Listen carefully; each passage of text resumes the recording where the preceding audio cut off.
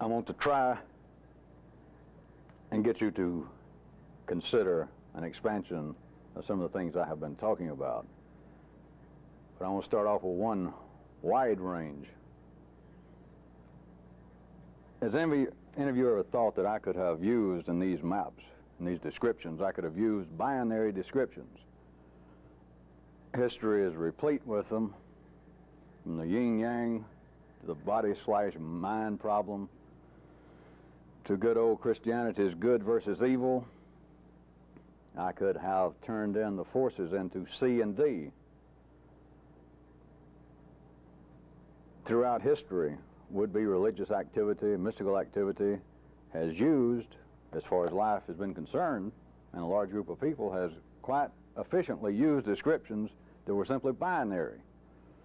That there are good forces and there are not so good forces. Or there are strong forces and there are weak forces.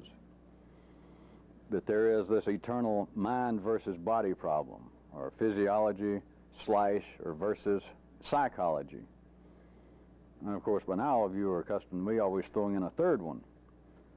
And as some of you may know, life has periodically raised the specter of this, primarily in the eastern part of life's body, of throwing in that there must be three gods, or there's three winds that keep everything moving. And it surfaces periodically and then it disappears, and there's never been any great yellow circuit activity involved with it. And of course, it popped out, those of you who had prior genes so inclined in Christianity know that this old thing about the Trinity of the Godhead.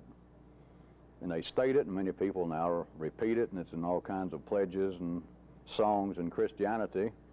But when it gets down to a yellow circuit level, such as the would-be philosophers within the church, nobody can do anything with it. You know, it makes no sense. But I could have used that. I could have skipped 3 circuits, and I'm not going into it tonight, but some of you should be able to glimpse it very quickly. I could have simply, to use my maps, I could have called it the red circuit and the yellow circuit. And I could have taken almost everything that seemed to fall in the blue circuit, that seemed to fall into human emotion, and then thrown it in to just one pot and called it the red circuit. And I could have described it almost as being up to the top of the brain stem, that was the red circuit, that life has produced man as a 2-story factory. I could have done it quite efficiently. That has been the general theme insofar as any kind of maps of this kind throughout history. Comma, but can you realize that if you do not throw in a third mode, you can never explore any new territory? I could have explained everything else. I could have made it fit using 2 circuits, a red and a yellow. It would have been a variation of the mind versus body, or physiology versus psychology. But I assure you, or I assume you know by now, I seem to be glib of tongue and glib somewhere else enough that I could have expanded it. I could have taken yin-yang. I could have taken anything. My forces, I could have made C and D and forgot E. Never mentioned any other. And C and D, I could have explained how everything dances together. That is a continual dance of these 2 forces rearranging themselves, moving up a spiral merry-go-round. One apparently in control, then another, then variations that the human consciousness does not normally see, that there even gets to be perhaps a C/D. Just kind of a little transition thing. Would have mapped the whole thing out in a binary manner. But if you stay on that level, you can't understand anything new. Right, I'll make it worse. I could have absolutely made up this whole idea of 3 circuits, the whole idea of 3 forces. But any of you who can hear anything by now, you should realize there's a necessity. Even if in some way, if this was possible, I just conjured it up. What if E amounts to nothing? What if I made it up and I don't understand it? Do you even glimpse that without that, if nobody understood it, including me, the author of it, that without that, you can't understand anything, you can't go anywhere. You can dance around and round if you like to do the minuet, but you'll never get off the dance floor.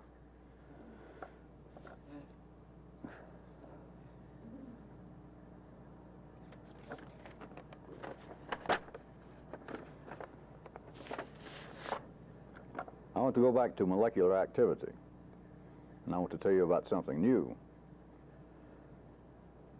Something that, as a matter of fact, life is beginning to talk to other areas of its body in different ways about this.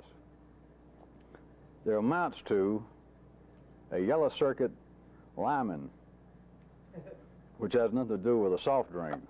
I decided to go ahead and steal a term from medicine that's normally used as a physiological description of some kind of threshold, so I didn't bother to make up a new name. But it amounts to a threshold that would be at where the yellow circuit would be if it was arranged in this kind of simplistic manner in which I normally draw it, of being the extension of the other circuits, of being the seat of the highest possible kind of personal consciousness at the most mechanical level right now for everyone. Without the yellow circuit, if it was this simplistic, if we moved to organisms that did not have three circuits, if we were talking about a dog, for instance, that assuming a dog has something comparable to my description of a red and a blue circuit, the dog would apparently have a medial state, a state of almost impartiality, that the molecular activity going on both within and without, but we're going to talk about within, while you're attempting to remember there is no such thing as within, separate from without. But we can't talk about both at the same time, or people's ears would go into cultural shock. A dog apparently can be in a state that would be medial, that the molecular activity going on inside the dog either makes him act or not act. That you can find a dog, those who have time to do such things, I have read that a dog supposedly sleeps 65% of its life. And all of us with little hairy children know that by and large dogs just sleep. And if you ask them, wouldn't you like to do something else? By and large, they don't seem to want to. If they're not doing anything already and they're sleeping, they don't seem to have any great desire to be taken somewhere, to be read to.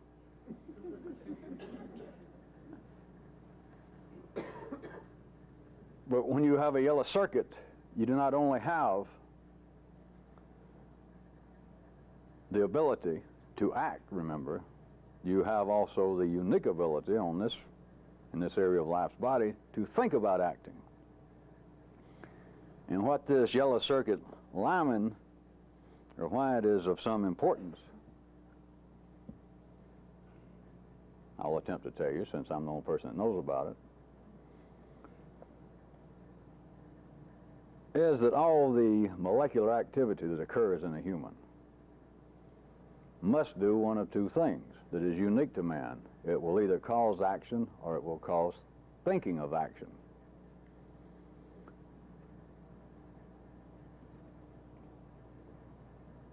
There is a way in which you could almost say that humans have a medial area. Don't you understand if I didn't make that clear enough? In the way in which I'm describing it, humans cannot actually be, or they do not actually have the ability to be in a medial state. Because as long as you've got a functioning yellow circuit, even if you are asleep, you are what? You are dreaming. Even if you are laying there, and perhaps not even physiologically asleep, and you're laying there just kind of half dozing in the sun, not moving, just as still as your dog is laying next to you, you are still involved in one of the two things. You are either acting or you're thinking about acting. You're dreaming about acting, which is thinking about acting. The closest thing to a medial state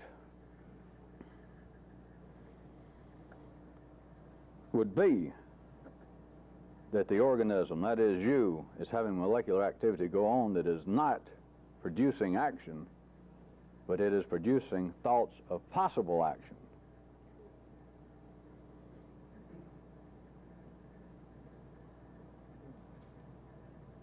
Right, here's where I'm trying to drag you to.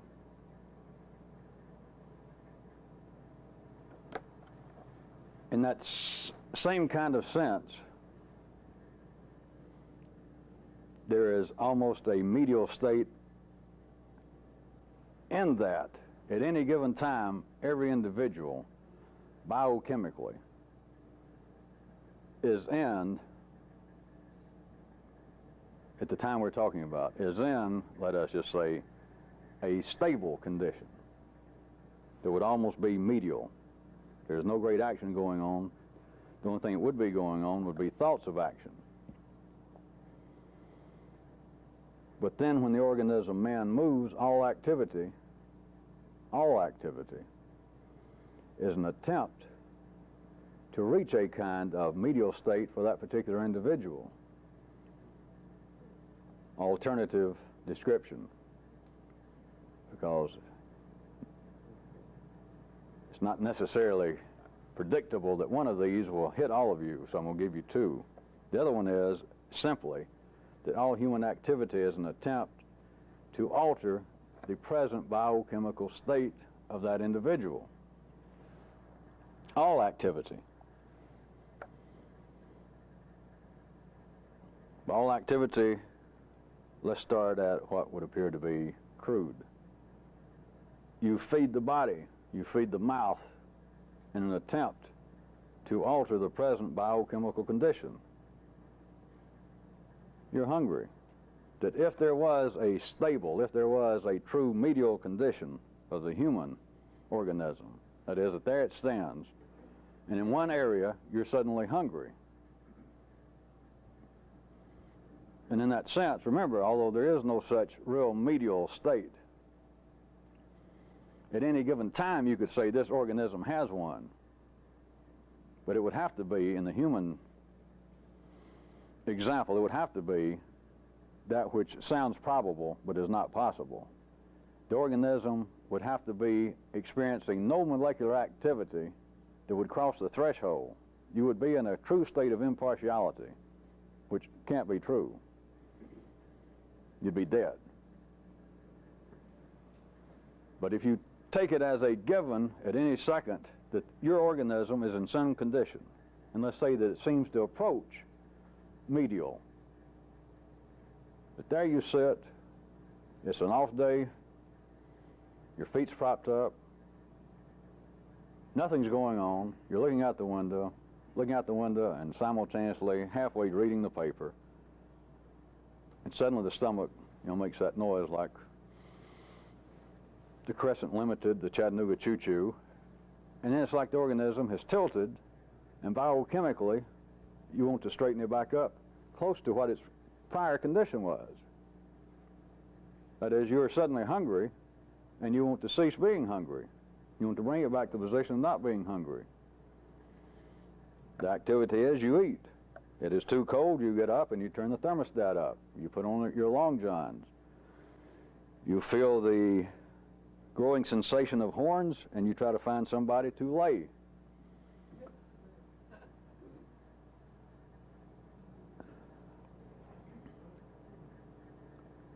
Life is just beginning to have some people in certain areas, and I don't mean involved with apparent religion and mysticism, but in certain other areas of life I'm going to mention, that this is becoming more and more of a phenomenon that is touching many sciences, just barely beginning to touch anything outside of science.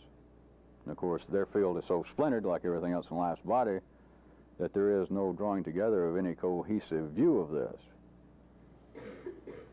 But I repeat, all human activity is an attempt to alter the present biochemical condition of that organism. That's it. You can write that down as a rule until you understand it, and then you can laugh at it and throw it away.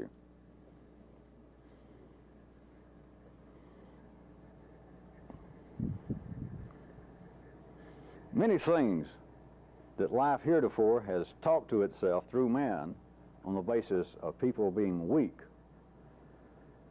Back to the binary problem that people, humanity, in some way have a unique side to them that is separate from the circuits, from the kinds of molecular activity which they have in common with other organisms, that they can in some way personally fail, that they're in some way going against life's own wishes, or as your forefathers thought, they're in some way offending the gods by engaging in such activities as alcoholism. Now, people have come into this group.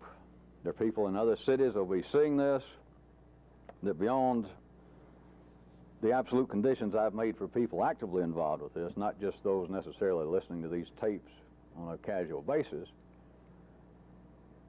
that just one of the rules is you cannot drink.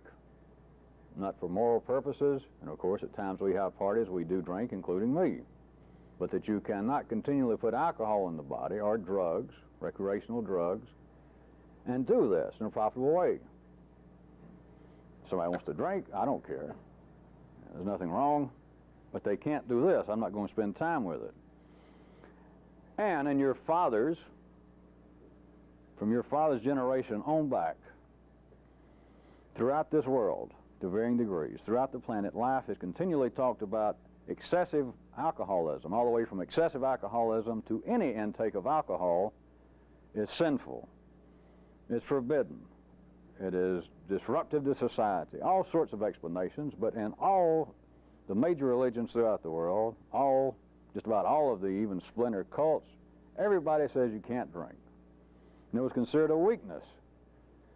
It was considered in your father's generation, it was considered a personality flaw. Most of you are old enough that you should be able to remember that you had, your aunt married some guy who was a drunk.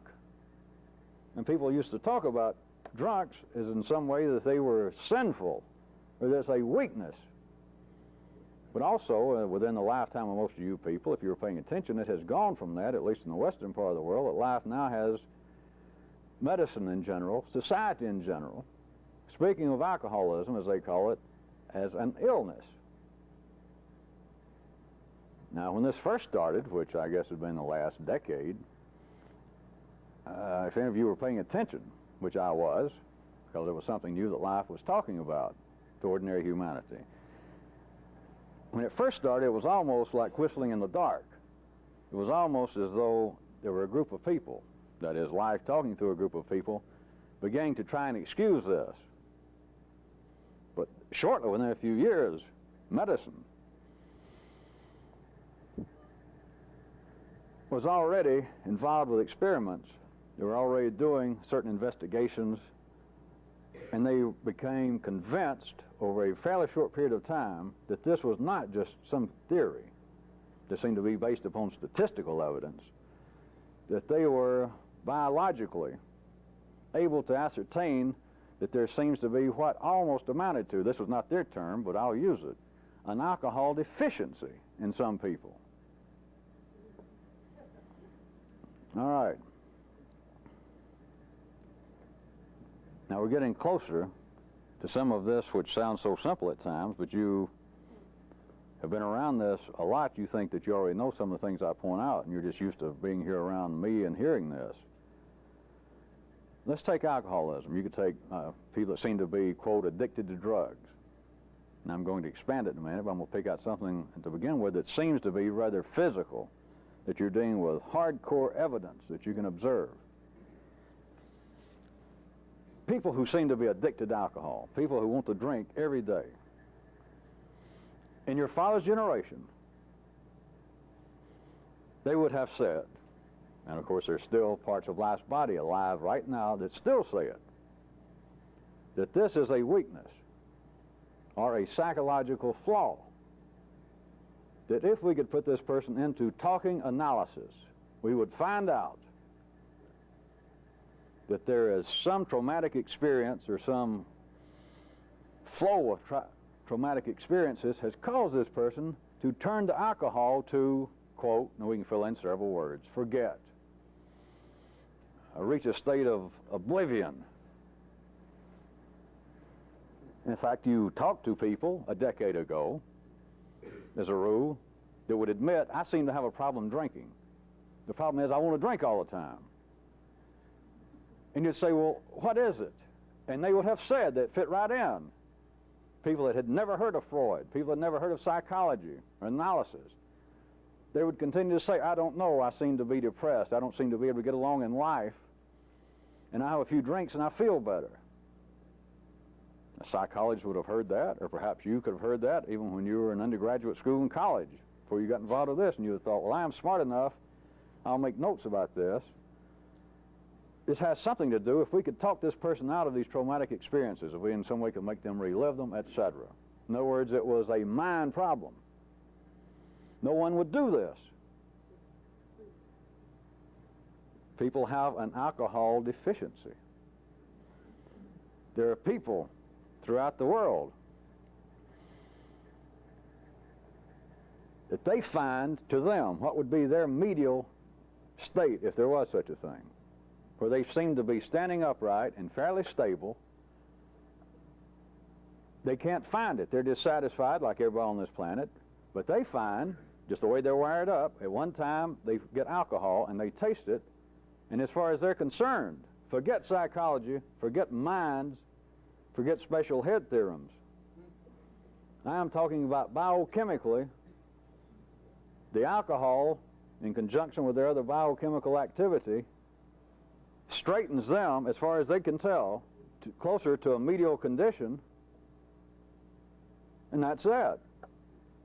It is as though they found a prescription, except they don't have to go to a doctor. All they got to do is walk in a liquor store. Ordinary life, at least in some parts of the world, is getting closer and closer to that.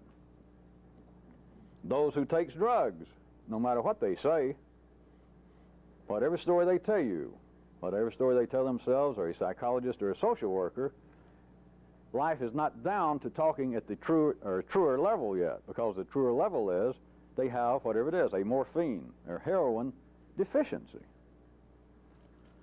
And they are attempting to alter the biochemical condition in them, and as far as they're concerned, there is a modicum of success to it. But it has a price. All drugs, even prescription drugs, everything has a side effect. You should know that by now. The only thing it doesn't have a noticeable side effect is this, because it's such an outlandish side effect that nobody believes it.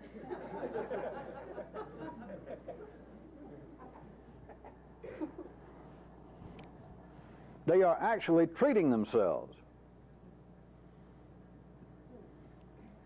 It is not, as far as being involved with this. Remember, out in life, it doesn't matter. There's always going to be so-called alcoholics. Always.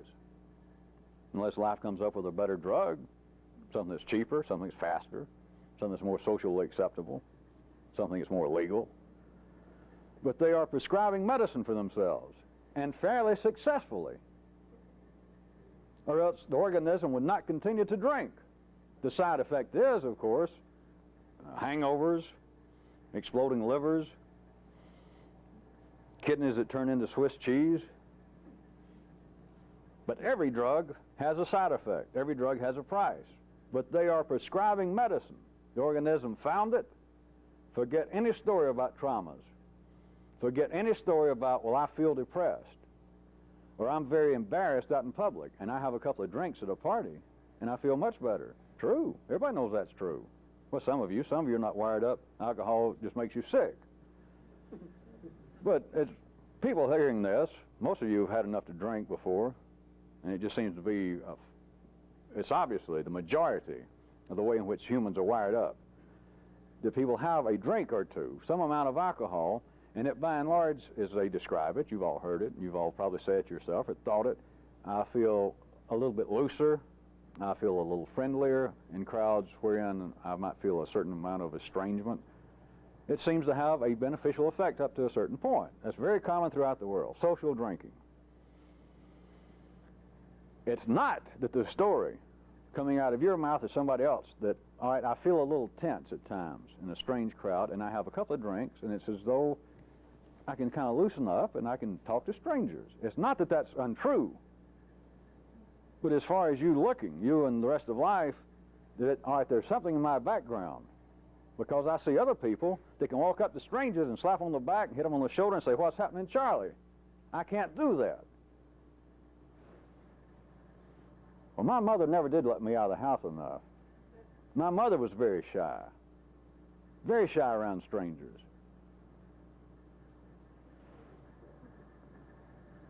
I can almost feel, I remember how my mother used to act. That's what finally affected me, and alcohol seems in some way kind of loosens it up. It's not that that is totally without any foundation, but it describes nothing sufficient any longer. It is not the environment, remember, given those two choices, it is heredity. The person who drinks, the effect they describe is a very poor, it's not specious, but it is an incomplete description, because what they're doing is they are treating their biochemical condition at that time with alcohol. And those who continue to drink, those who say or are accused of being an alcoholic, or say, "I've got a problem, I want to drink all the time," or too much, the price I pay for drinking is becoming unprofitable vis-a-vis the beneficial effect it seems to have. But do not look for some, quote, psychological explanation or reason for this. They are treating themselves with alcohol in a biochemical fashion, and their particular organism finds that it has some success to it. They are not displeased with the effect of the prescription. Do not ever look for a psychological explanation or a cause of why somebody is addicted to drugs or to alcohol. Now can you expand it? And I repeat one more time, if you think that that was very self-evident, you made a grave mistake. You weren't listening. Or you were listening with both ears, which is totally insufficient.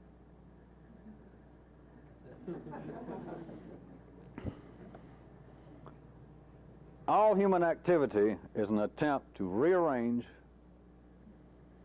the molecular activity going on, in that you recall you would be conscious of nothing until it is turned into molecular activity. You would not hear me talking, you would not see the light waves bouncing off yours truly, you would not see me, you would not hear me.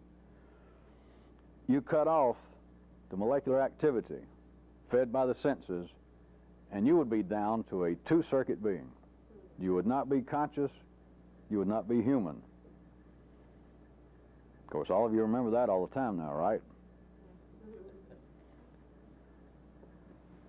All activity is an attempt to rearrange the molecular activity going on, the senses being fed. Now go past alcohol, go past drugs, go past food and sex, warmth, depression, anger, self-pity. All of the so-called unique human emotions is the organism's continuing attempt to alter its molecular activity. All moods, anything that apparently is singular to the human organism, is in the same category as alcohol. Those people who apparently have, quote, a bad temper, they're doing the same thing that those who drink, those who take narcotics. That organism finds, not through environmental influences, not because of some trauma in their life, because it is a molecular activity, is biochemical, but that organism finds in the same way that someone else found alcohol, and it created this alteration molecularly in them that the organism found, as far as it was concerned, seemed to bring it closer to a medial state. I keep saying that because I'm not going to tell you a more pleasant state, because that is not a fair definition from the viewpoint of consciousness of every individual. That's what most of you, if you're following this, would want me to say. Or you or your partner may be saying that alcohol, etc., is at least the illusion of bringing the organism into a more pleasant state, but I'm not going to say that. and remember that. It's closer to what would be a medial state to it, to bring it back more upright.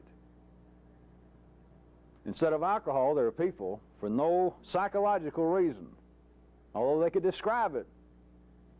I've got this terrible temper because my old man used to beat me. You think I got a temper? That man was big league.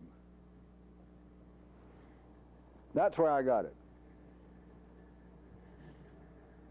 The person, the organism finds that what other people, in words, refer to as you have a hell of a temper.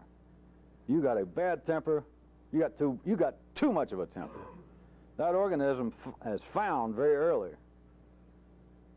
whereas somebody that's found alcohol, it found that just what other people call displays of temper, whether it be verbal or physical, that it has a distinct, almost immediate molecular alteration. A molecular alteration arises from this. I've just suddenly turned to somebody and say, God damn it, shut up! And I got to put up with this kind of shit. Now, I can stand here and fake it. And I can still feel it right at the threshold. And all of you should know that. I've put you through enough tests and given you things to do. Not of being angry you have to be judicious with. Being pleasant and faking it. You know, if it gets out of control, so what? Anger getting out of control. But all of you should know, we can stop right now and have everybody do it, do just what I did, you know, holler, God damn! It's kind of shit I have to put up in my life. We're surrounded by dunderheads. You've got to waste it every second down here not to know. But now you should be able to feel it. It's faster than alcohol. It changes the biochemistry, especially in the blue circuit, the limbic system, above the brain stem. You can feel it. That organism, that is, that human, is wired up in such a way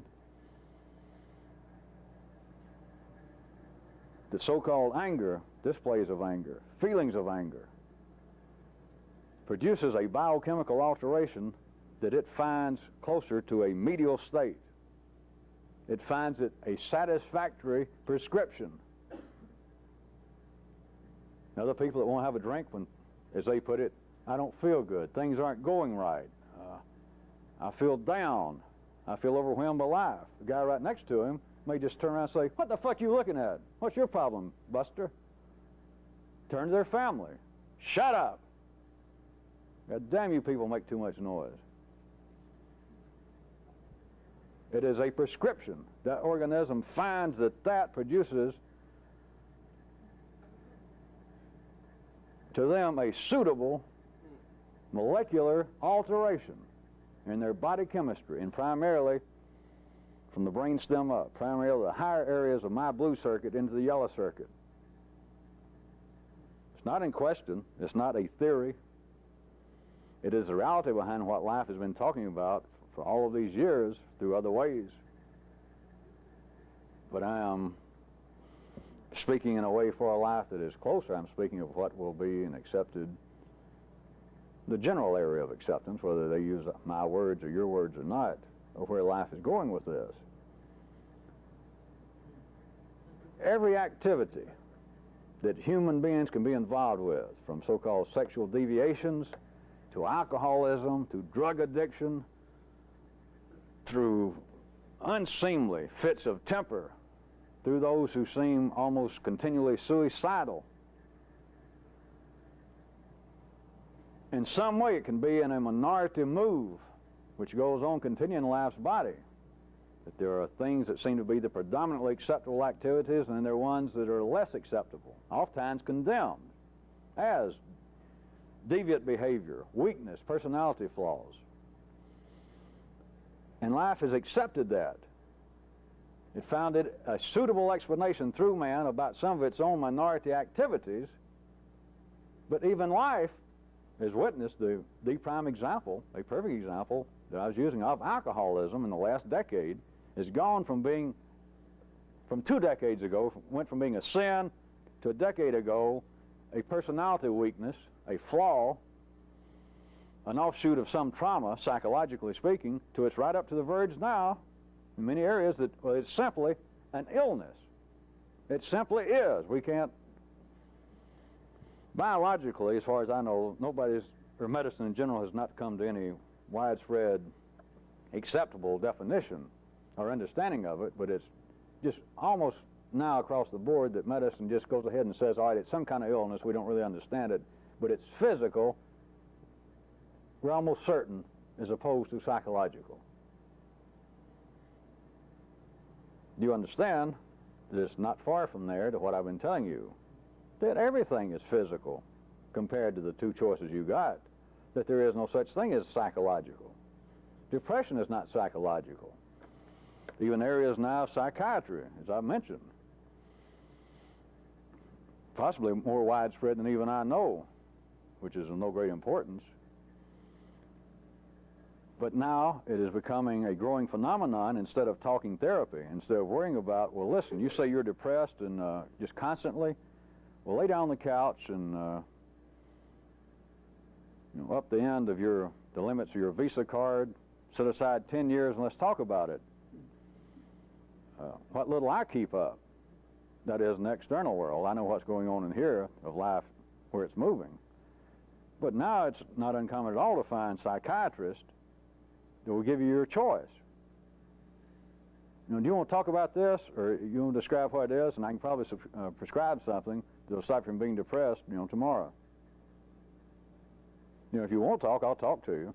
If you won't tell me all about your childhood and how your mother mistreated you, but if you'd like to quit being depressed, we know the circuits in the brain that will change the kinds of neurotransmissions going on, the kind of chemical activity that causes, that allows, or stops certain neural activity, and I give you a pill and you won't be depressed. And the side effects are fairly negligible.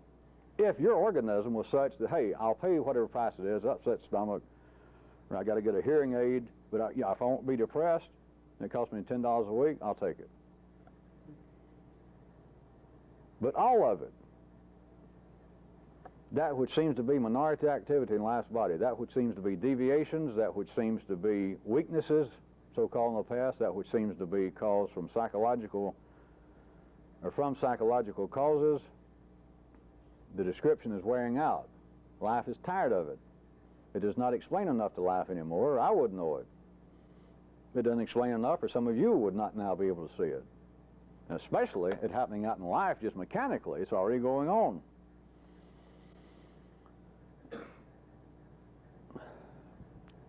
I have pointed out to you on several occasions, of course everyone should see it immediately, but all of you want to see it immediately from your own personal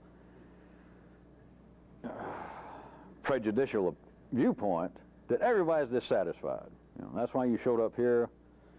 That's why people drink. That's why people go to movies. That's why people watch TV. That's why people eat. That's why people screw. That's why people commit suicide. That's why people work so hard. That's why some people drive old beat-up cars and some people struggle to buy brand new sports cars, is everybody's dissatisfied.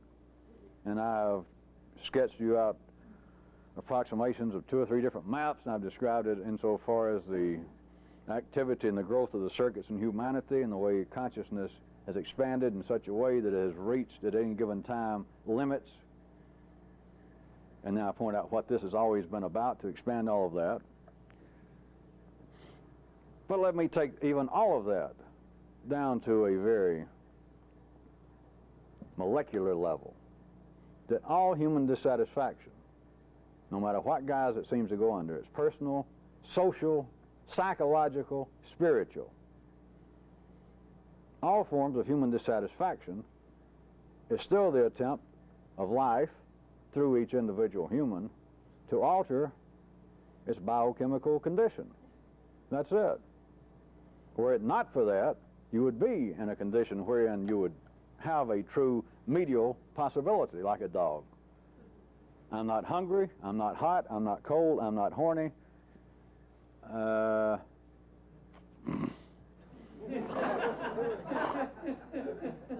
You would drop, after turning around 3 times like a good dog, you would drop on the floor you would not only not be acting, you would not be thinking of the possibility of acting. You would not be dreaming about acting. But as long as we have got the yellow circuit activated, even up to the mechanical level, up to line level consciousness, there is going to be dissatisfaction, and it all falls within that same category, that same description, all the way from being hungry to being too hot, being too cold, being too tired, being too excited, being too depressed, being hyperactive, wanting to talk to God, wanting to be enlightened, wanting to be awakened from some kind of mystical sleep, all of that, wanting a drink, all of that is the continuing desire of each organism to rearrange, to alter its present, right now, its present molecular condition. But whatever the biochemical condition, primarily as I'm saying in humans, what we're talking about, is really from the brain stem up. We're talking about going from my higher parts of the blue circuit into the yellow circuit. From there up, you're wanting to rearrange, to alter right now the biochemical condition. I'll eat something. I'll drink a Coke. I'll get some caffeine. I'll smoke a cigarette. Getting a little lower, it's still the same thing. I've been feeling a little tense. I'll go out and run 3 miles. You're trying to alter the biochemical condition inside the organism. And each person finds that, as far as it's concerned, that's a fair prescription. A handful of prescriptions. I get a certain kind of, I don't know, irritability at times, and I don't know, I go out and run. I go play a little handball a couple of hours, and I feel better. At other times, I don't know, I don't feel like doing that. Shit, I open a 6-pack of beers. I finish them off, and, you know, sure, I got a hangover, and my mouth feels like it's hard to get up. But right then, the prescription was quite acceptable to that person. Not because of any so-called psychological reason that it makes me feel, I don't know, I can sit here and imagine that I'm really more attractive than I am. And I have a few drinks, and I can sit here and dream about picking up beautiful women, or I can even go out, and it doesn't matter what I pick them up, I feel better about myself. There's some kind of real dark, deep psychological reason behind this I wish I had time to figure out. Alcohol is a prescription. It's a medicine. I like to sit around and feel, well, I say I like to, I find myself sitting around continually daydreaming about terrible things, daydreaming about my own demise. What will I think about being dead? Well, I can't even think about being dead. It scares me because I won't be able to think about, I won't know I'm dead. Ooh. Those are all medical prescriptions. They are real. They're not some kind of imagination to say, well, listen, you're depressed and it's just your imagination. Snap out of it. Stop it. Go see a psychiatrist. Read Reader's Digest. Take a test out of McCall's magazine or something, but you know, this is your imagination. What they're saying is, we got the mind, we got the body. You got a mind problem. You're a hypochondriac. You're sick. Which nobody likes to deal with that one. Anyway, it's your imagination. It's your imagination. There's no such thing as imagination. There's incomplete understanding. Whatever the organism is doing, whether it's drinking, taking drugs, sitting around feeling depressed, I'm using ordinary terminology because the words don't mean crap once you understand it. People who engage in continual fits of hostility, people that go around and apparently going to live their whole life on a scale of 1 to 10 being pissed, somewhere around 8.5. It's not some kind of psychological problem they got. That organism is finding a closer condition of a kind of medial stability, that it rearranges itself, it alters itself biochemically by being angry, by sitting around engaged in self-pity, sitting around thinking depressing thoughts. It's prescribing medicine, and it's describing medicine that organism is wired up. It has no choice that it finds to be by and large, an acceptable one. If it doesn't, that's when somebody declares, I am an alcoholic, I want to quit drinking. I find I'm dependent on drugs, I want to stop it. Or my temper, I've been mad like this. I beat up 3 wives, I've beat my children, I've broken their legs, I've lost 10 jobs in my lifetime from punching out bosses. Maybe I got a problem with my temper. Maybe is there somewhere I can get free psychiatric help? The organism is finding that the alteration, the side effects of the medicine, the alteration, are no longer profitable. That is, life does not find it any longer profitable through that individual. But it is all a matter of medication. It's a matter of that organism, after being wired up to find, whether it be alcohol, depression, hostility, here is a fair prescription.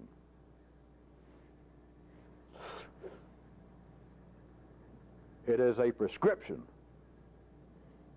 That organism is dealing drugs, it is dealing medication to itself that it finds by and large to be acceptable.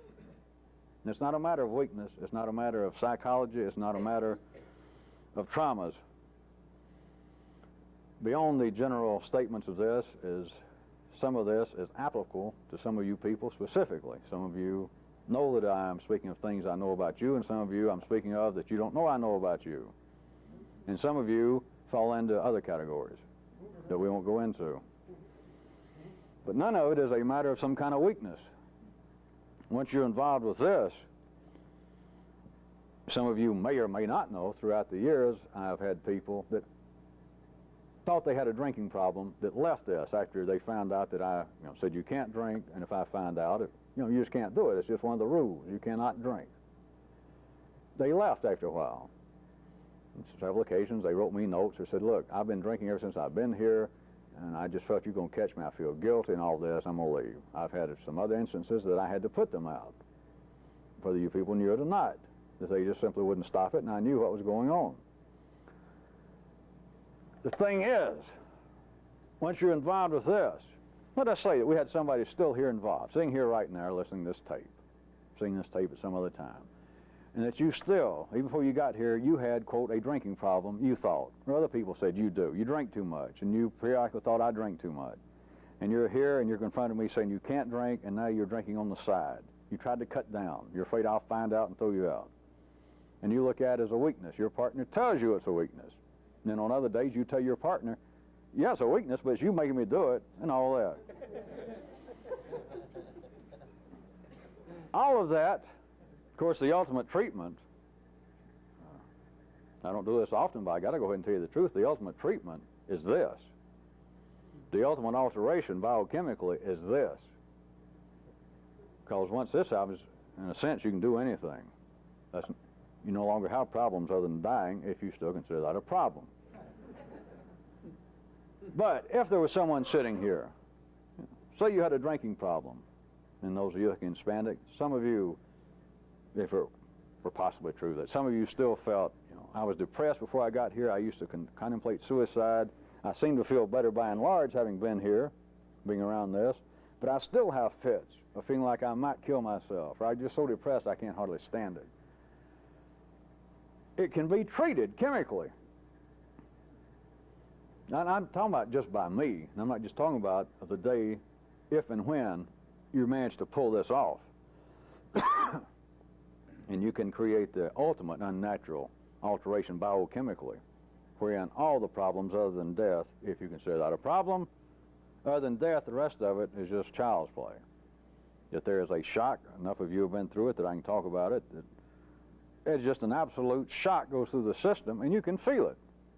It's not just a one-time miracle. It continues to go on the more you do it, that you can literally feel it. That all my talk about molecular activity and biochemical changes is not just some vague map I drew to expand the horizons of so-called mysticism. It's a literal fact. It always has been. All the mystical states throughout the ages that they ascribed to spirits and etc. It was that goddamn shock of an unnatural biochemical change in their system. But what I'm getting at, the only thing that is totally unacceptable is for someone to give up, because then I've got to throw you out.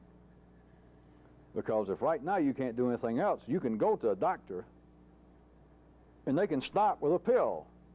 There's some prescriptions I know, but you go to a doctor. I don't practice medicine without a license. They can stop depression, they can stop alcoholism, they can stop almost everything almost overnight at a small price, small side effect.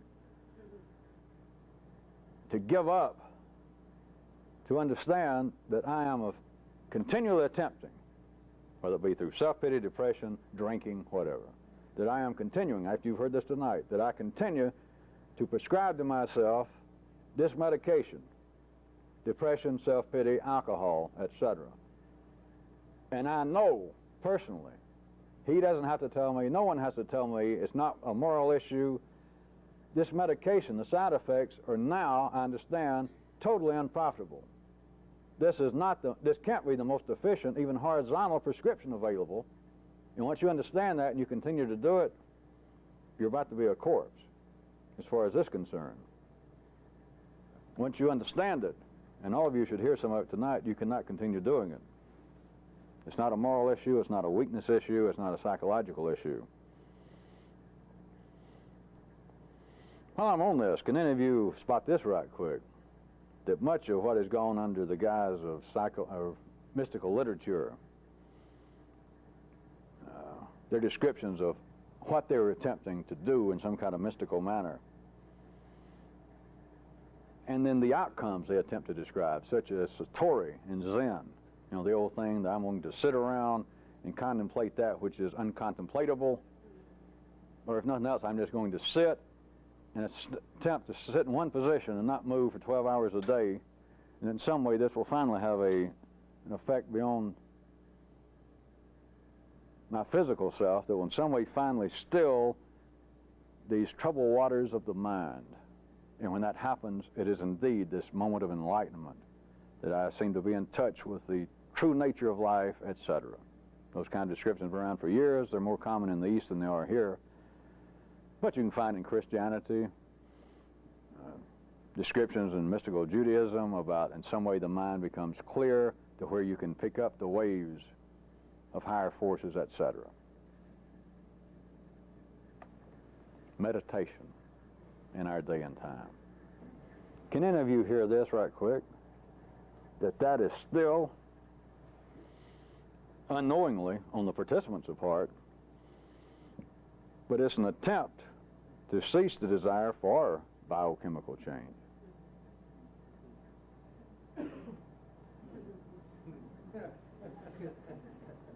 Some of you have tried to take, I shouldn't put this on tape, but some of the things that I have given out of thinking it was connected with such as that. Contraire. Because what they're attempting to describe, say in Zen, so-called Zen, for instance, if the day comes, if you're lucky, to whatever these mystical forces are, it's as though all human desire has left, and you're satisfied to be sitting there in the lotus position, and you're not horny, you're not hungry, you're not anti-horny, you're not anti-food. You don't think either yes or no. You're past the binary limits of the mind. What they're describing. And any of you have heard the first part of what I'm talking about, you should hear this. It's an attempt on the organism's part, and some people are wired up, that, hey, wouldn't it be great if I could stop totally the desire for continual biochemical change? That would be satori. That would be bliss. That would be heaven. Well, it is a striking phenomenon to get close. That's why the stories survive. Also, I pointed out a few weeks back, and I told you should never laugh at anyone's hobby.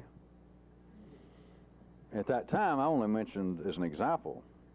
I just did it all very quickly, but I pointed out how easy it would be for you to be wired up, and you're reading a newspaper, and it says they write this article on the annual meeting of the International Society for Cigar Band Wrapper Collectors. And it's this long article, and it's 2,000 people showed up, and they flew in from all over the world, and you read that, you know what little cigar bands, wrap-up cigars, that one of them sold for $75,000, and there's people there, doctors, lawyers, people all dressed up, and they're seriously looking at each other's collection of cigar band wrappers, and you go like some of you just did and go, you know, good grief. You know what, idiots. You know, if that's all you got to do in life, and I point out, don't ever laugh at somebody's hobby. How about other hobbies? Beyond stamps or cigar band wrappers. How about the hobby of being mad? How about the hobby of people who are always in a hurry? How about the hobby of people who seem to be very curt and short? You don't understand that's a hobby? Whatever that organism seems to find the most efficient to alter its biochemical condition, that's its hobby.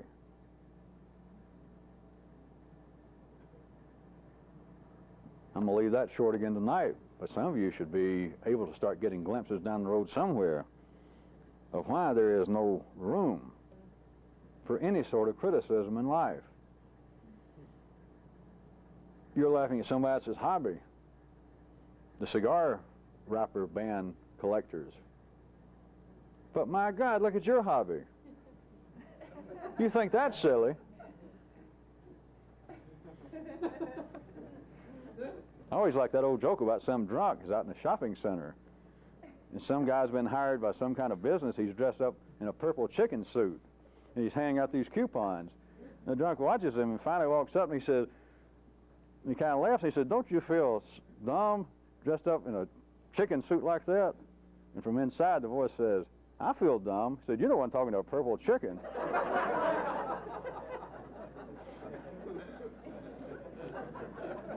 At any rate, just think about the good laugh you can have on these idiots who travel thousands of miles and spend money and carry these protective cases to carry around little cigar band wrappers.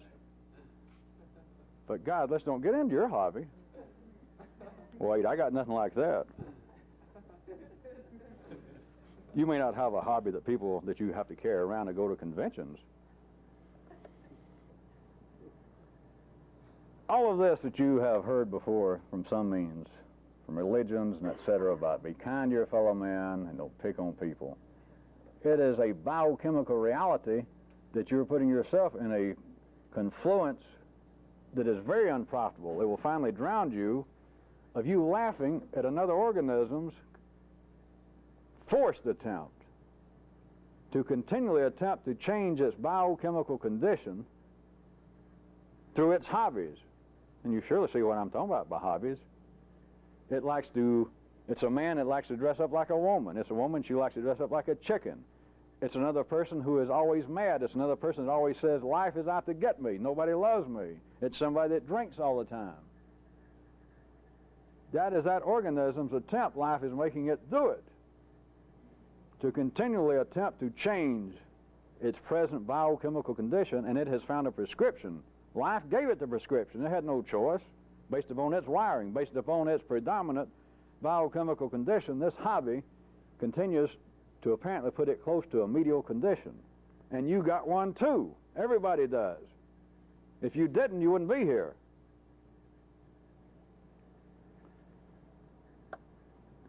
To laugh at somebody else's hobby is just a form of criticism.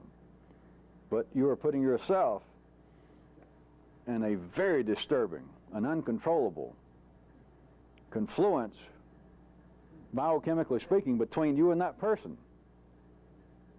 And you may be reading it about a convention of these cigar wrapper collectors happening in Lincoln, Nebraska, but they might as well be in the room with you for you to look at that and go, ha! And everything that goes along with, ha! You are affecting your own biochemical condition in a way that is, as far as binary speech goes, is directly conflicting with this. You can't do both.